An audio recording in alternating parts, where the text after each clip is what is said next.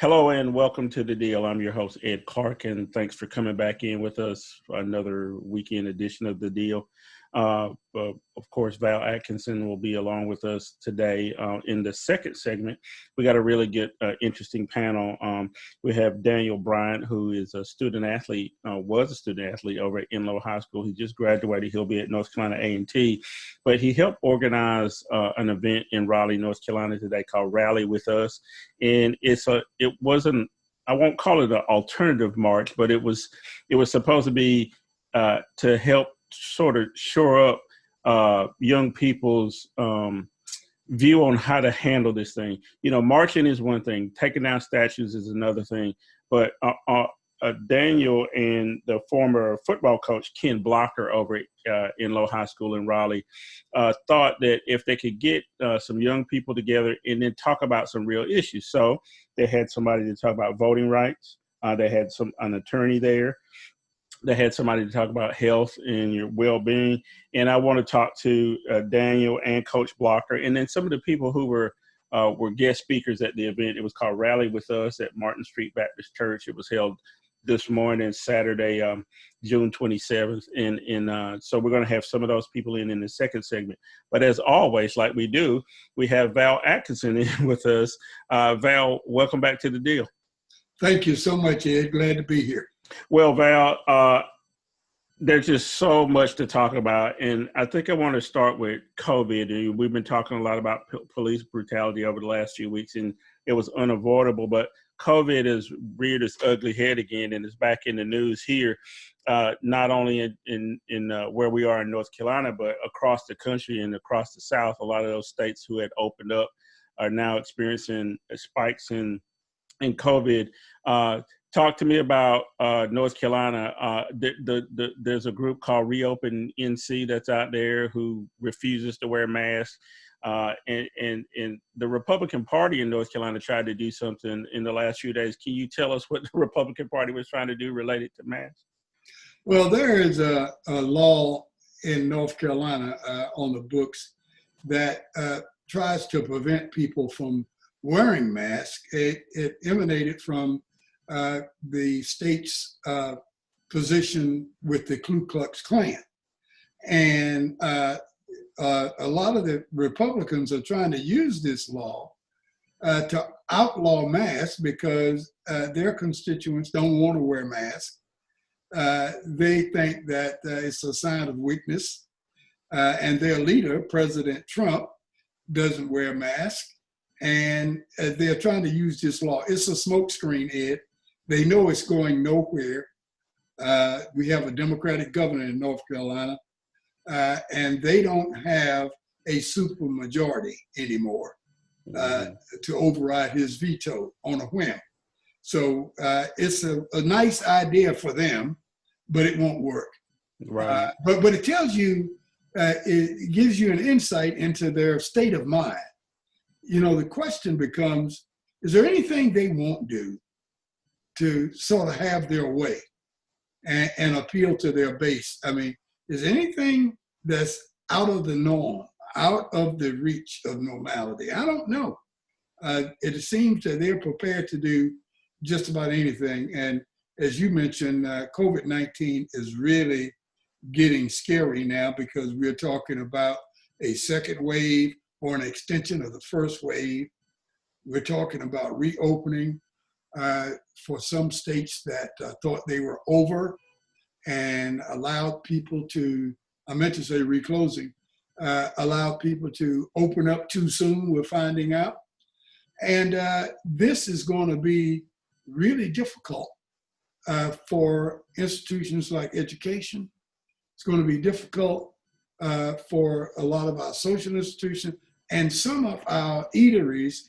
North Carolina is, the Triangle area in particular, if you talk small business, you got to be talking about restaurants and any kind of a business that caters to eating. So it's going to be difficult for us to get past this if, in fact, we have to close down again. Right. Val, small businesses are feeling the brunt of this. And I looked at the unemployment number. Nobody talked about it this week, but another 1 million people have applied for unemployment. The number of people who have gone back to work is not as significant as they try to make out. One of the other things I think that's on the horizon that's looming related to COVID was in the stimulus that they put out. They were given an extra $600 a week for unemployment benefits, and that's scheduled to run out pretty soon. Let's talk about the politics of this recovery strategy that we've gone about with. Pump some money into the economy, try to save some jobs, and then eventually everything will work itself out because the disease would work itself out. What we do know now is that the disease has not worked itself out, but the money is about to run out. And then that $600 is going to dry up. How does the president navigate that without coming back with another stimulus package? Do you think he's talking behind the scenes with Steve Mnuchin and the Republicans about having another stimulus? Because they're sure not talking about it in public.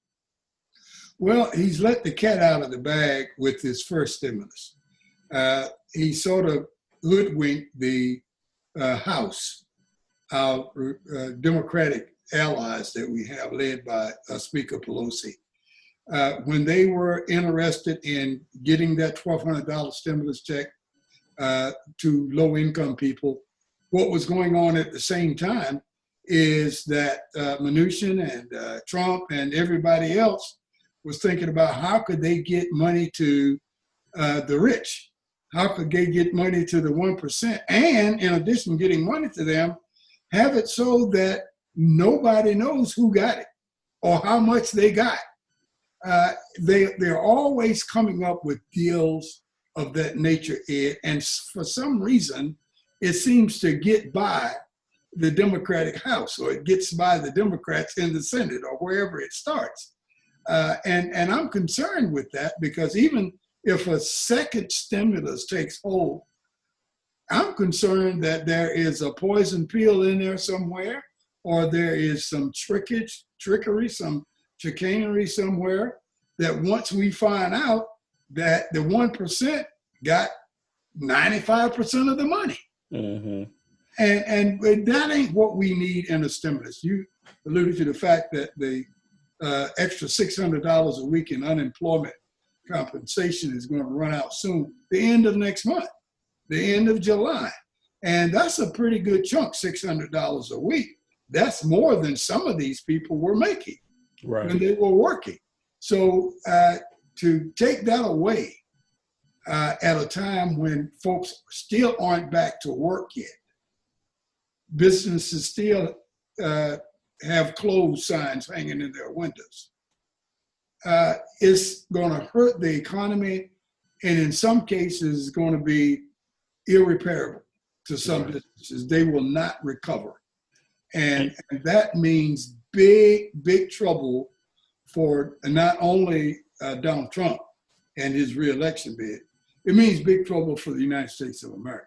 Yeah, sure. Yeah, I want to remind the listeners and viewers you're watching The Deal with Ed Clark and our regular political science expert, Val Atkinson. He's in with us again this weekend, and we're trying to make sense of the world like we normally do. Val, let's switch gears a little bit. Obviously, George Floyd, stirred up a lot of emotions, and the I guess a knock-on consequence of this is a lot of the monuments have started finally falling down, Confederate monuments. We talked about it a little bit last week.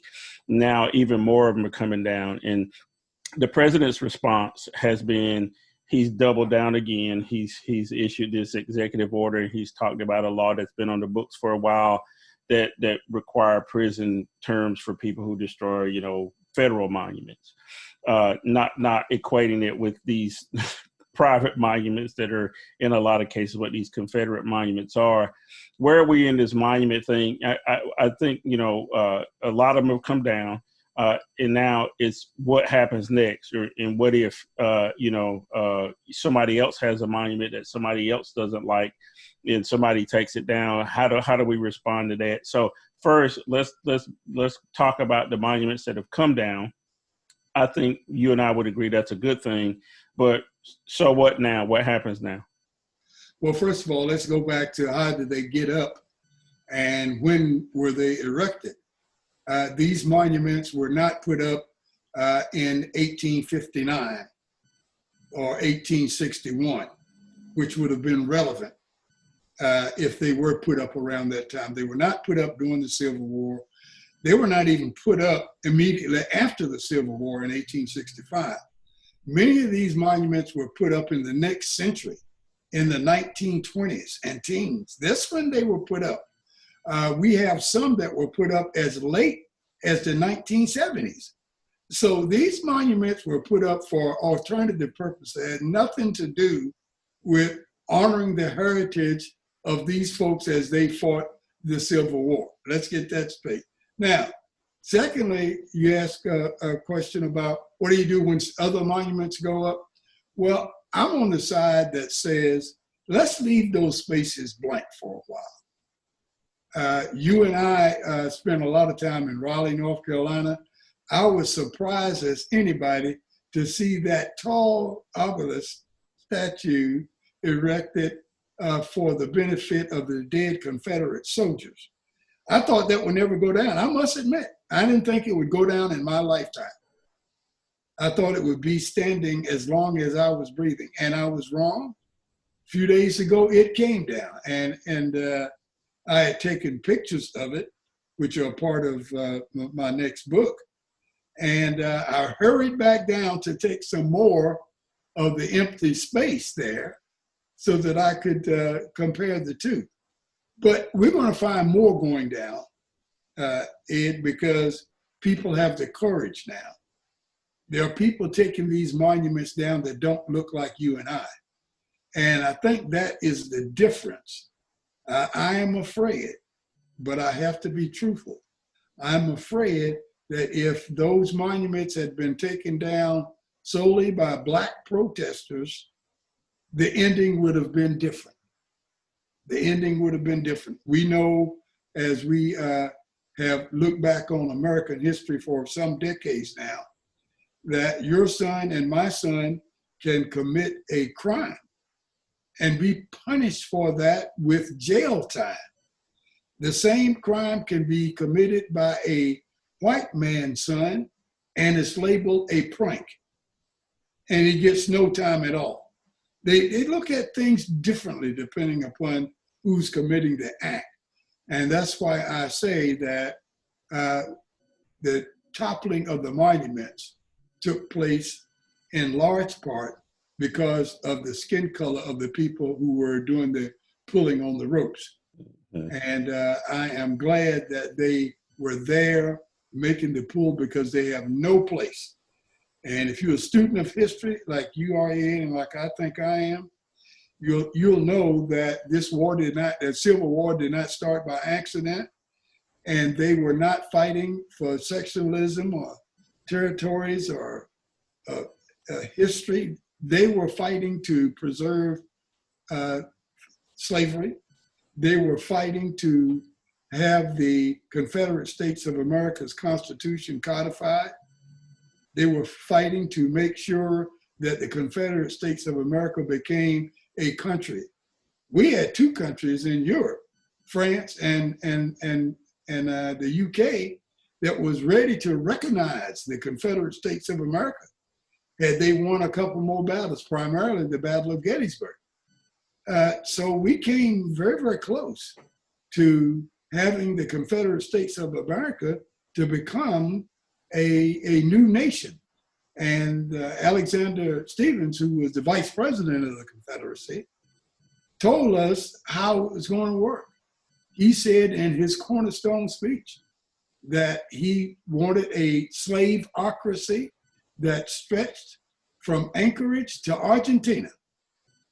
And of course, that includes the United States of America, includes all of North America when you say that. So it was no question about what they were fighting for. Right. And you got all of these monuments supporting these people, and they should come down. Well, yeah, well, Val, that's a good place for us to take a break. Can you hang on for another segment? We're going to take a small break. And when we come back, I want to shift gears again and talk about some stuff that was going on in the Senate this week. They were trying to pass a police reform bill, and Val's going to tell us why it was DOA, why it was dead on arrival and it wasn't going to go anywhere. We'll be right back. You're watching The Deal with Ed Clark and our special guest, Val Atkinson. We'll be right back. I love New York. We love New York. We've been stuck inside our homes, while our everyday heroes have been working overtime. For New York to reopen and stay open. We all need to do our part. And show that we care. Look, man. I wear a mask to protect you. You wear a mask to protect me. Let's all wear a mask to stop the spread of coronavirus and save lives. When we show up in the mask, we're showing up for each other. Show your love for New York. Because New York loves you. This is only a symptom of a much deeper issue, a systemic problem. And welcome back to our second segment of The Deal. I'm your host, Ed Clark, and we're in here on the weekend of June 27, 2020. There's so much going on in the world. We've been talking about COVID. We've been talking about monuments coming down and an assortment of other things. And what I want to do is I want to get Val Atkinson back in here because I want to steal a little more of his time. And I want to talk about something that was going on in the U.S. Senate. Senator Tim Scott of South Carolina has been leading the effort on the Republican conference to come up with a police reform bill. And Val, I want you to tell me what was the nature of the bill that the Republicans were putting up and what happened to that bill? The nature of the bill, and you could even say the purpose of the bill, was to be able to say that the Republicans had a plan. The Republicans put forth an effort to do something about the death of George Floyd. They had Senator Scott of South Carolina, the only Republican African-American in the Senate, had him to lead the charge, so to speak. And he came up with a plan that the Democrats labeled sweetened water. And they knew it was going nowhere. What they tried to do was to enact minimal changes so as to when they went to a conference, it would become even weaker so that it would not have any impact on, first of all, police officers, first of all, their base that didn't think anything was wrong and didn't see where any change was needed. They wouldn't have any impact on that.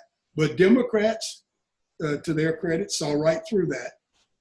And they decided, Democrats in the Senate, they decided that I'm not going to be a part of that. And it's playing games with a topic that's too serious to be playing games with. Mm-hmm. And I'll wait and let you see what the House has to offer, and then we'll go from there. So their gamesmanship did not work. Thank you. Right. Yeah, and Val, I took time to read the Republican bill, and it was basically a lot of study groups, maybe some grant money to study even more, and then maybe some incentives not to choke people to death. Right. and then even in the record keeping part of it, where you had to report whether or not, police had engaged in police brutality, it wasn't clear exactly if all departments had to report. It was not a complete bill. And then I thought it was very cynical of Tim Scott to get up and try to cry crocodile tears tears saying that, the Democrats in these major cities haven't done anything for Black people, which is the old trope that the Republicans go back to. So you probably saw that in the when we came back from the break, Tim Scott talking about how African Americans have been mistreated by the Democratic Party, which is not what the debate was about. The debate was about whether or not the bill had any merits or not. So, Val, you know how that goes, right? Absolutely. So one last thing before we go, and like I said, I appreciate always you taking the time to come in and sit with us on the weekends on this. But I've been thinking a lot about, the where do we go from here kind of aspect of this. 6 years ago with Michael Brown, and then Trayvon Martin, and even before that, we've had large-scale protests in the United States. You have to admit that 1968 was a much more violent year. Bobby Kennedy is assassinated. Martin Luther King is assassinated. You go back a little bit further, Medgar Evers is assassinated. You go back further, Emmett Till is murdered and his body is disposed of. In between, you have the civil rights workers killed. You have people like Viola Louisa killed, trying to march in the South. Things are not as violent from that aspect of it, like the straight up murders by the right wing of people protesting. However, there's this thing hanging over us of the police and how do we get a hold of policing? We just talked about these bills that are not going to really go anywhere and no real reform. Are we in a place where really we don't get anywhere unless Donald Trump is out of office and the House and Senate become controlled by the Democratic Party? Have we just gotten to that point? I think we have, Ed, simply because Mitch McConnell has shown over the last few years that he's just thrown the playbook out of the window and basically kept one page in that playbook and basically says whatever the president wants or whatever the Republican Senate wants, that's what's going to happen and nothing else.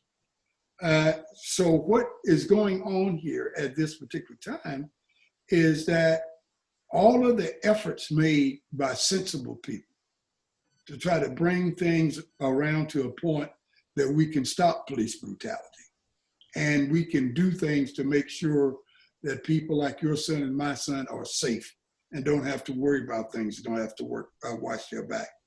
All of those things are swept up under the rug. It can't be talked about. It can't be handled in a official way. We're going to have to take the Oval Office back. We're going to have to regain the majority in the Senate and hold on to the House. And then maybe we can undo some of these things that's been done over the last 4 years. Maybe we can then enact some things at the federal level that'll help the people at the state and local level. And this is what I really want to get to, because it's going to be the state and local levels that really make change in changing policing in America. Because what we need to do is have a different paradigm for what, not only what a policeman is, but how he operates within communities. I think it was a misnomer to attach the label defund to what we're trying to do. I would love to see a label such as reorganize, because you would have had less blowback or pullback from some of the people that don't want to see anything done. But that's basically what we're talking about. We're talking about reorganizing the police department, taking away their prime cause for existence.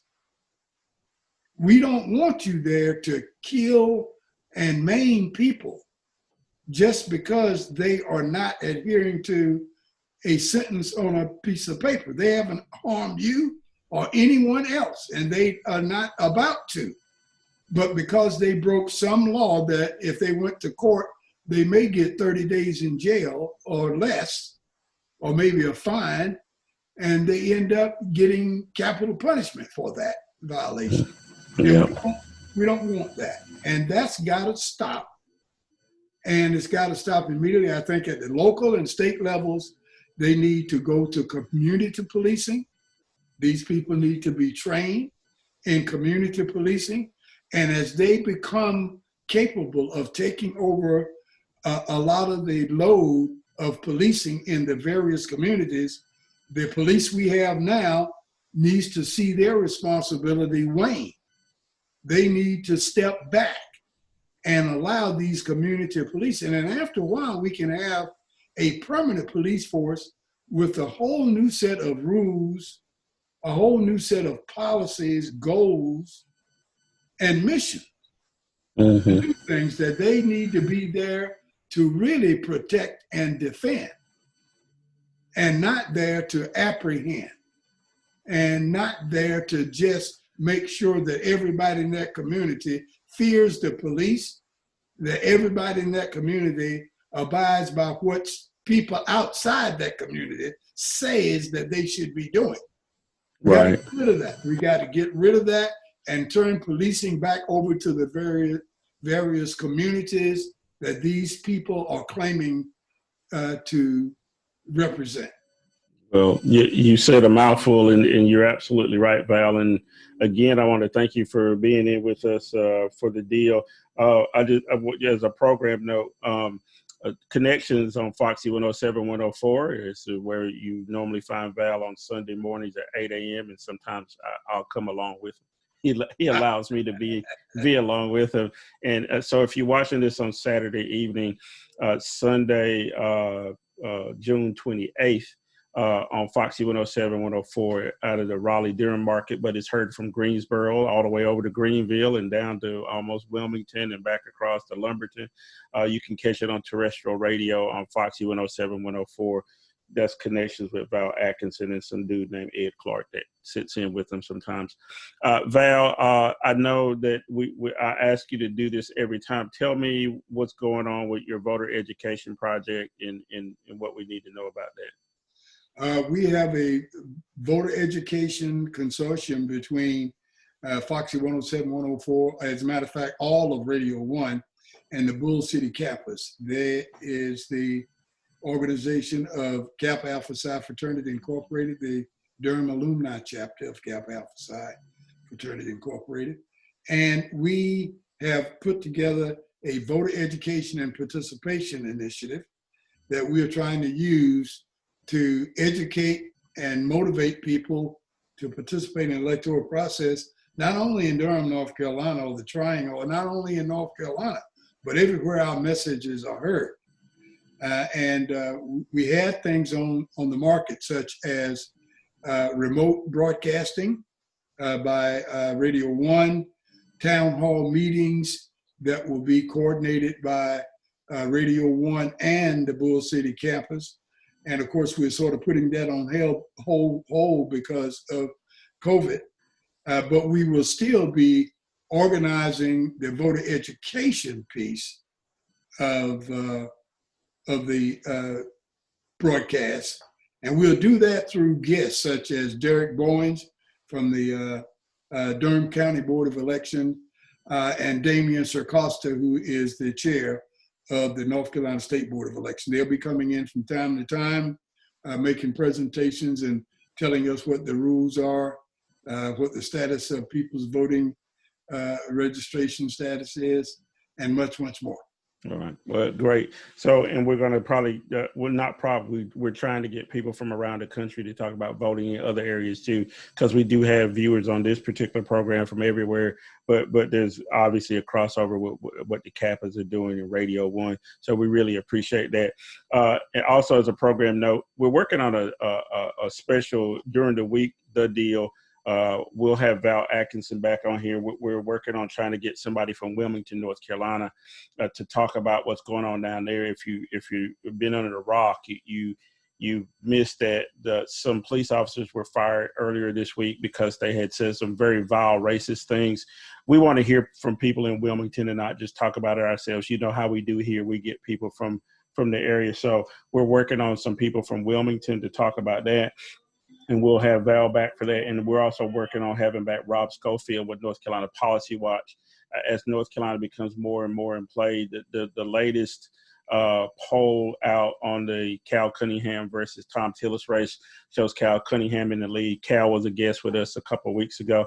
So we want to make sure that we're up on that. So we're working on a special program that should be on during the week. If not, we'll be back on with it next weekend. Val, thanks a lot for being in with us. Sure. Thank you. And we're going to take another small break. And when we come back, we'll have our panel from the folks who did the rally with Raleigh this morning at Martin Street Baptist Church, Daniel Bryant, Tyler Swanson, Coach Ken Blocker, and a bunch of other people. So stay tuned. We'll be right back after these messages. George Floyd. His name was George Floyd. Say his name. Say his name. George Floyd. Say his name. Say their names. Once again and always, we fight for justice. Black Lives Matter. Go to blacklivesmatter.com. And welcome back to our third segment of The Deal. I'm your host, Ed Clark. And obviously, we covered a lot of ground in the first part with Val Atkinson, our political science professor. There's just so much going on in the world, and a lot of it's not good. And sometimes you want to talk about some things that, just aren't all negative. And that's the next segment that we have. Got a group of people in here that are going to be with us in just a second. They did a event in Raleigh, North Carolina this morning at Martin Street Baptist Church. It was called Rally With Us. And the headline at the top was "We Demand Change." And they wanted to bring awareness to our trauma, self-care, endure our fight, and strategy to enforce change. And I'm going to bring in the organizer of the event. Let's see if we can get him up. His name is Ken Blocker, and they call him Coach Block. He turned around the Enloe High School football team a few years ago. So if you're in North Carolina, if you know anything about high school football, Enloe sucked for a long time. and Coach Block made a big difference there, and he really helped the kids believe in themselves. And a lot of it is about believing in yourself. So, Coach Block, welcome to The Deal. Thank you. Thank you for having me. Well, so the first question is, why is an event like this important in the first place? Why do you think you needed to do the We Demand Change Rally With Us? What was behind your thinking in that? Well, I know that I've seen a lot of young people fighting. I've seen a lot of older people fighting. And I noticed that there's so many different levels of the fight that we have as far as addressing our social inequalities and injustices, that I started to notice the vibe on social media and just in conversation with people was, I'm tired. And so with that being said, I tried to take a different approach with this rally to really discuss self-care, because, I have a line that I say, you can't fight if you ain't right. So, you got to be able to train yourself to endure physically, emotionally, mentally, the trauma that we are experiencing. I mean, we're seeing things on social media, we're hearing things on social media, which ultimately plays a role in our psyche. And with that being said, it has adverse effects. Some people, it may be physical, some people, it may be emotional. But I wanted to bring a team of people together that could help the youth and adults and families really cope with what they're seeing and what they're hearing. And then also, once you do feel yourself strong enough and feel yourself getting better, then let's apply some action to the words and the actions that we see with the marches and the protests. Because after we get done with the awareness, which we're doing a great job, the young people are doing a great job with leading this, and consistently having those marches and having the rallies is excellent. But now we have to start putting action behind the awareness now that we have people's attention. Yeah, so I want to remind the viewers and listeners, you're watching The Deal with Ed Clark. That's Coach Block. He came into the area a few years ago from Pittsburgh, right? Yes, and immediately made an impact with the kids at Enloe High School. And today they did a rally called Rally With Us at Martin Street Baptist Church. Coach Block, you mentioned that you put together a team of people. How about we bring in some of those people and introduce them? So right now, there's 3 other people that participated in the rally this morning. T. Taylor, who is a physics and science teacher, D. Block, who is exercise and fitness expert, and Tyler Swanson, who's a educator as well. All welcome to the deal. Welcome. Thank you. Thank you for having me.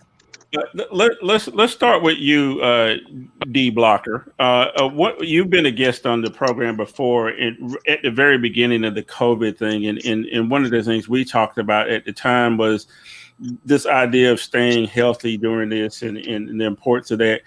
Talk to me about why you thought it was important to participate in this whole notion of staying healthy, and as it relates to getting through all the things we're going through, not just COVID, but the trauma of seeing, people killed and all that. Why is health and exercise so important?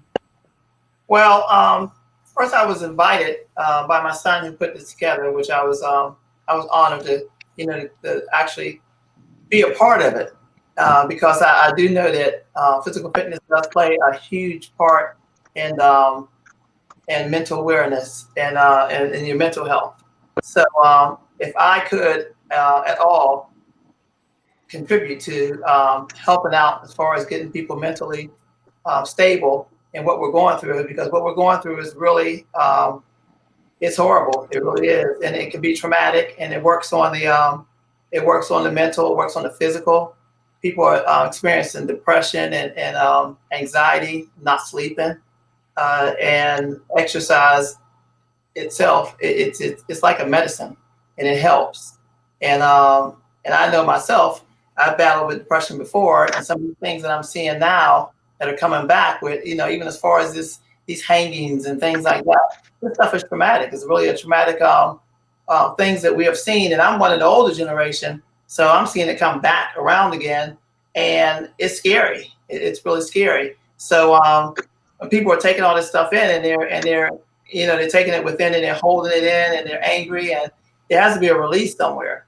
So exercise helps. It helps with the release, and helps with the endorphins, that we have that makes things a lot more. It doesn't make things better on the outside, but it makes them better. It makes it easier for us to but deal with what's deal with what's going on. Yeah, I hear you. We're going to get back to you, because I want to talk to you about for those people, we're still shut in, and how do you do that? And we'll talk specific. Next person I'm going to introduce you to is T. Taylor. T is an educator herself. Teaches physics and science and all that hard stuff, and I talked a little bit with her before we came on about the importance of STEM education for our youth, and especially African American kids, and try to get them involved. T, talk to me about what you do and the reason why you decided it was important to join this effort. As a part of the NLO staff, I'm also the advisor for the Black Student Union, and I empower the students to have the knowledge and give them the background, and also the confidence to speak out for change. And as an educator, I'm watching some of my students, some of which who don't even make it to a quarter of my age, and watching the news, seeing all these atrocities taking place has really taken a toll on me. And as a mother, every day I was sitting, I read the Justice of Policing Act, I read the 8 is Great, and neither was suffice to address the problems that we're seeing take place. I took part in the marches, arm in arm with my students. And at this point, it's time to take action. So I wrote the Law Enforcement Accountability Act, and it's known as LEAA, L-E-A-A. And this is the voice that we want to switch our attention to. Our young people, they took a knee with Kaepernick, and some of them were denied their sports scholarships, denied to play on teams. We marched after Ferguson took place, and we've been marching for 3 years with signs saying that just no justice, no peace. And still they didn't hear us. But finally, after the day of action, the entire nation was shut down due to a global pandemic. And that's what it took for the world to start watching videos and seeing what's happening here in America. And at that point, we decided to have this day of action, marches all over the world. We have never had a cause that has caused that level of attention. And our young people are leading this act. And now at this point, they still don't hear them. So we want to put words in their hands. If you're interested in the Black vote in these upcoming elections, sign the Leah Act. It is a 9-page document. You can pull it up on Facebook. I have the young people now being active. We're going to teach them how to go to their state legislators, how to go to their town hall meetings, how to demand that this becomes a bill and is voted upon in the next election so that they now can become voices and we can actually do something about it. The Law Enforcement Accountability Act holds every policeman accountable. So today it was my objective to share it with the young people, start talking about some of the people that's on our team, how they're working, and to explain this is our next move. Start requiring people to sign the act. Well, there you go. And again, this is about action, and I'm glad you're here. We'll come back to you a little bit later and talk about some of the other things you're doing. The last person I wanted to introduce you to is Tyler Swanson. Tyler's an educator as well. And Tyler, let's talk about why you felt it was important to participate and be at the event this morning. Welcome to the deal. Thank you. Thanks for having me. Well, I think it's important because there's so many, like, let me just start by saying, before this nation was in a global pandemic with COVID, we were in a pandemic with racism, systemic racism that has taken over systemic racism is real. And that has to be addressed and has to be called by name. And I think that these lawmakers and the folks in power have tried to put a Band-Aid over racism instead of calling it out. And I was honored to be there today just to talk about, why it's important to, number one, use your voice and your vote as well, because the only way we can see systemic change is by using our voice at the ballot box and holding our lawmakers accountable by making sure that we have our demands. And to T. Taylor's point, we have been saying for over 400 years in this nation that Black lives matter and that Black lives deserve justice and equality. And so now it took the unfortunate murders and lynchings of Ahmaud Arbery, of Breonna Taylor, and George Floyd to happen in order for this nation to understand that we need a change here in America and that change has to come in this nation. I hear you, Tyler, and so again, I really applaud all of you guys for getting together and trying to do some real active things that would actually make a difference in educating young people. I want to go back to Coach Block for a second, if I could. Coach, you work with these young men who have an opportunity, some of them to go off to college and play sports on the next level. And a lot of them choose to go to majority white institutions or whatever. And what we've seen recently is some of these coaches say things that, in my opinion, would disqualify them from being able to work with my son, but because they seem to be more right of center than I would appreciate. A lot of football coaching in some of these schools like Clemson and Alabama, the coaches almost act like they own these kids. You've been around that. Talk to me a little bit about whether or not and how you encourage kids to make that decision about where they go to the next level. And what that's like, because I think it plays a part in what we're talking about here. Absolutely. So, like, for example, I had two kids when we went on a good run for 8-0 run that were being highly recruited. One wanted to go to NC State, another wanted to go to UNC. And the interesting part about him wanting to go to UNC was UNC wasn't showing him as much interest as he expected. And so what I was telling him was, you need to make a plan for life after football. So I tell the guys it's okay to have a dream. I don't want them to not dream. I don't want to ever squash a dream and say you can't do. But then we also need to prepare with a plan B. And so with that plan B, I always have them really look into the schools and the work that the coaches have done prior to them getting there. One of the large reasons why I told Christian Rory to attend Duke University was because the genuine side that Coach Cutcliffe showed him when he was telling him he wanted him to be more than just an athlete. And even if football didn't work, he was going to guarantee that his scholarship would stay, because the goal for him was to see him graduate and become, a successful young man. So the narrative that I try to push to these young men is to make sure that you're using football as a tool to excel in other areas that you want to go into. So like if you want to go into college, understand that you have to have a plan, understand it's a place that you need to live, that you're going to have to live for 4 years. So with that being said, are you comfortable? Like, don't go with the hype. So many guys now want to go with the hype, with the show, with the jerseys, but it's really a business that you have to take care of, and you have to see it as a business.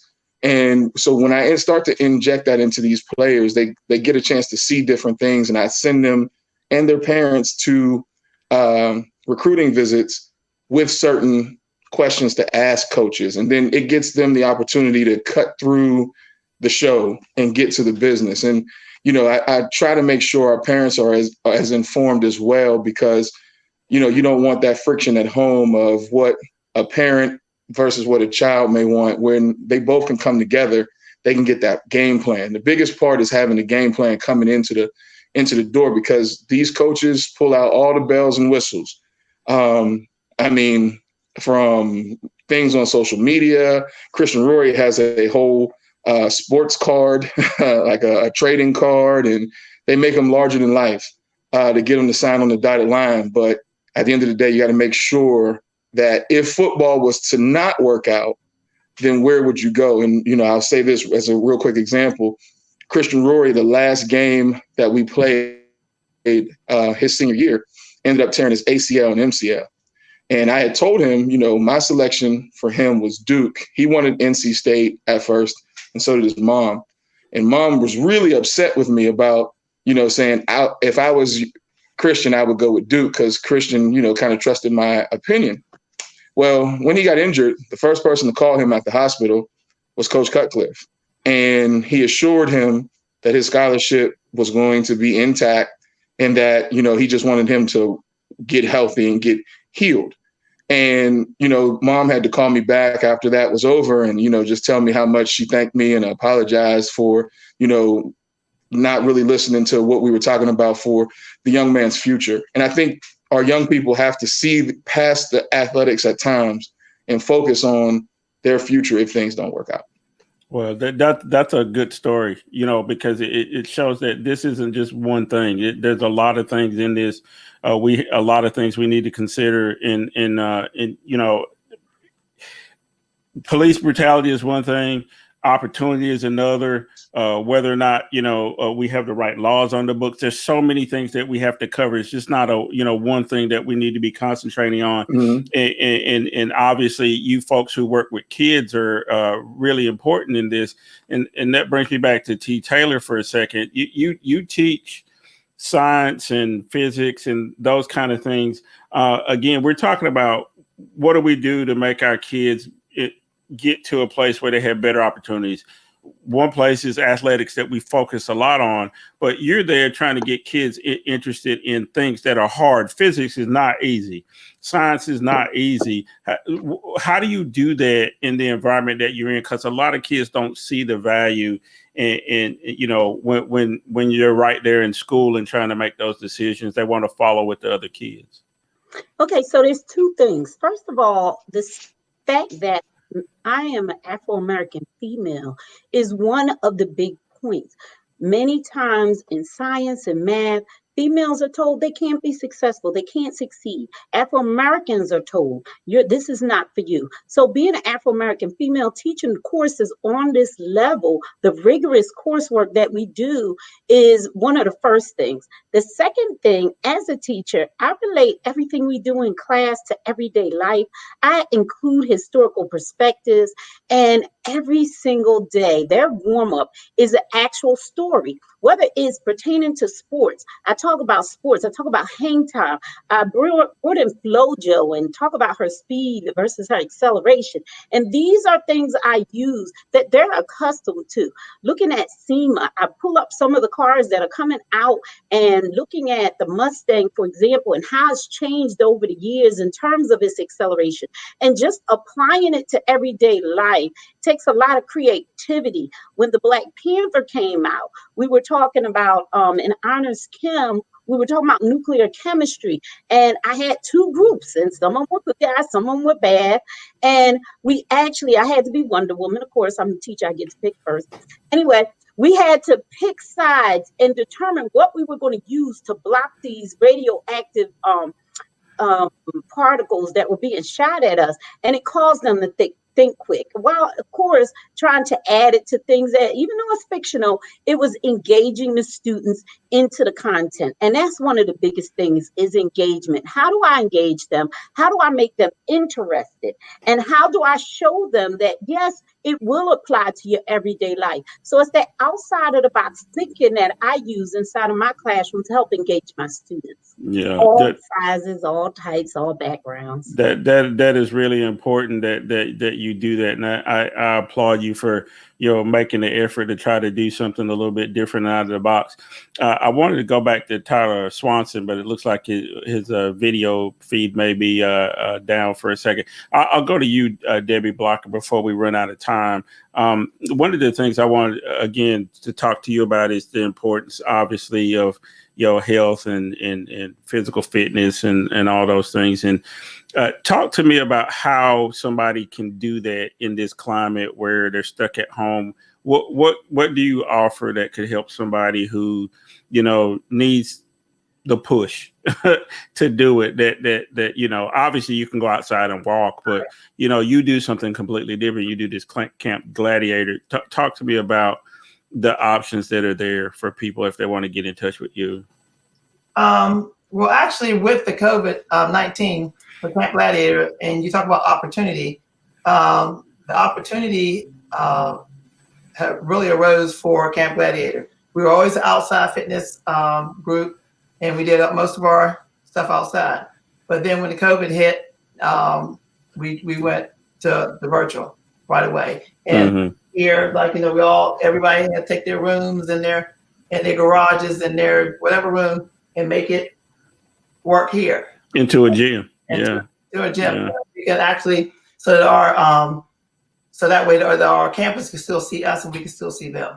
So the virtual actually, and it blew up. It actually blew up because the safety of people being at home, wanting to be at home but wanting to still work out, never losing any of my members whatsoever, but gaining tons of them because people look for safety. And they still want to work out, but they don't want to go out to while the gyms were closed anyway.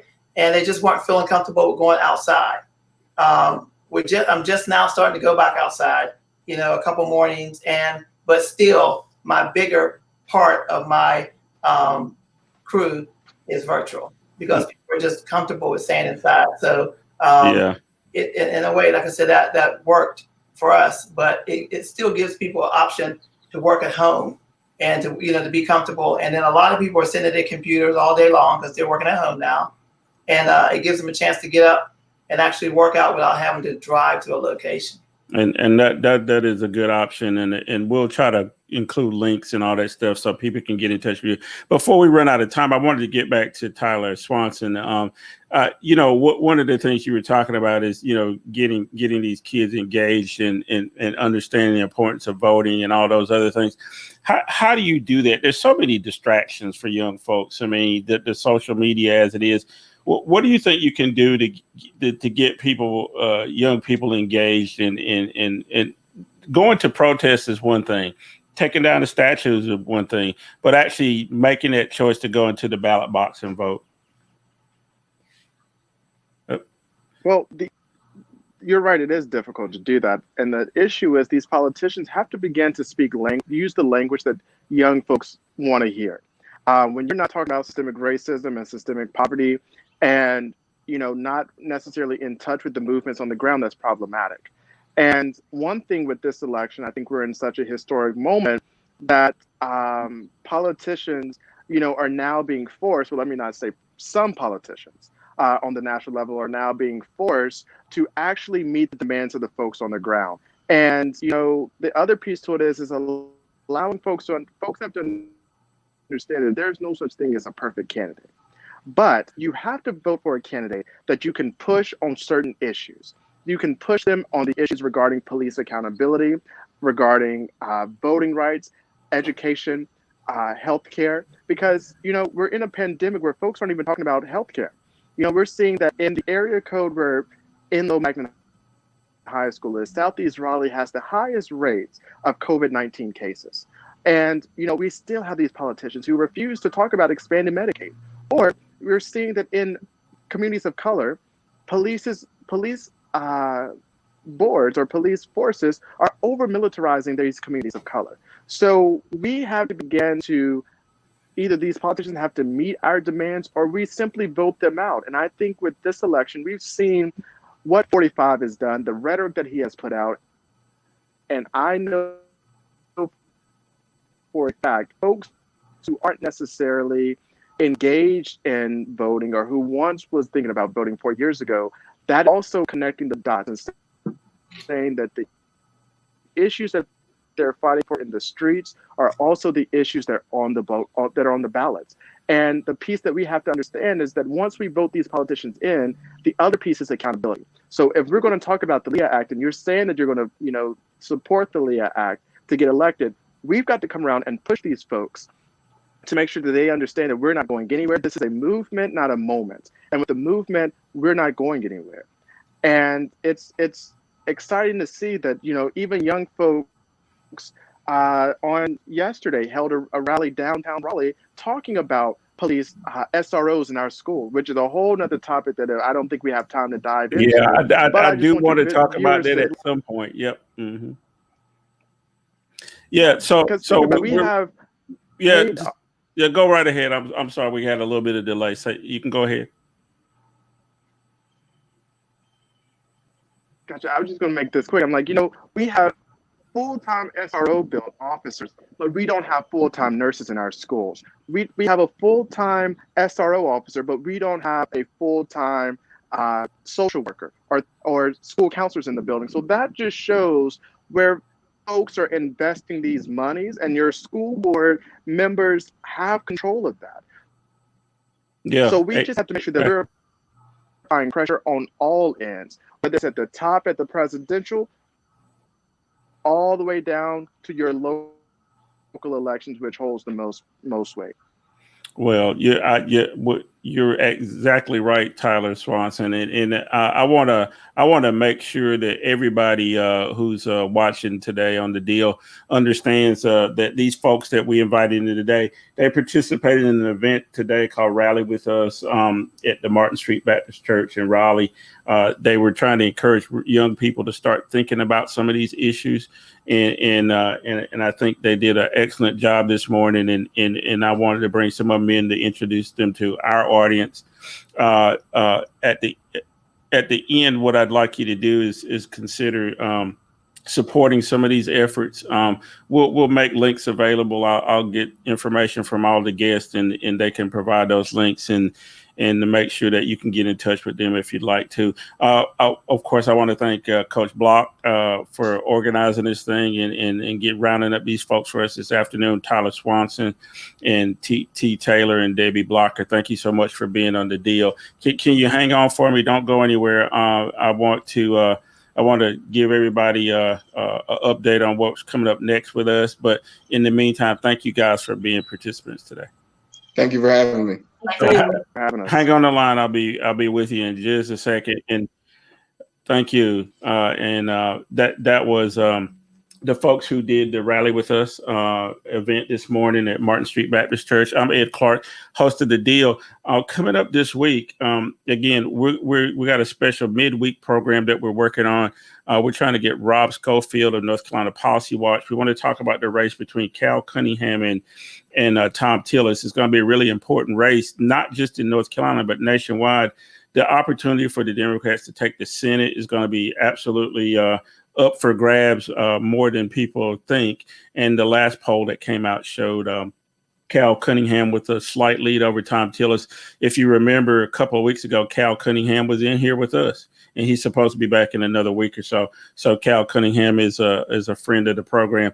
Also, this week, we're still working on trying to get the city council folks from Minneapolis and from Wilmington, North Carolina, to talk about what's going on there. Obviously, you saw in Wilmington where some officers were relieved of their jobs because they were saying some very vile racist things. We want to talk to folks from Wilmington to give us an assessment of that.